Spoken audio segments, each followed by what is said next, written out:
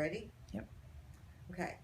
There is no documentation of this that I know of, but this is the story that Daddy told me. There were 3 Linderman brothers in Pennsylvania, and according to his research, there were Lindermans in the Revolutionary War by the name of John and Samuel.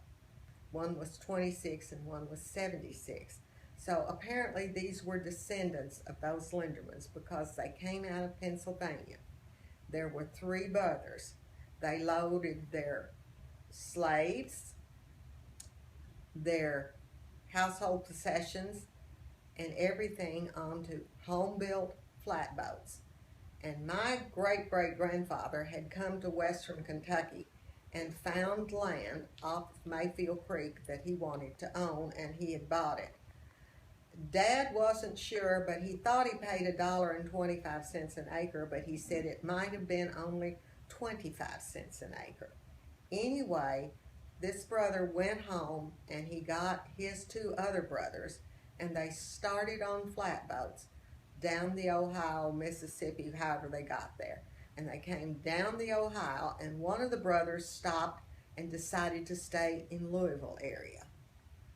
My grandfather came all the way down the river and found the mouth to Mayfield Creek, where they poled up the river to the land that I sold a couple of years, or 7 years ago, because it has been flooded, but it was fine farmland then, and he had in the vicinity of 1,000 acres of land and 9 families of slaves, and they stopped, and that was where he made his homestead.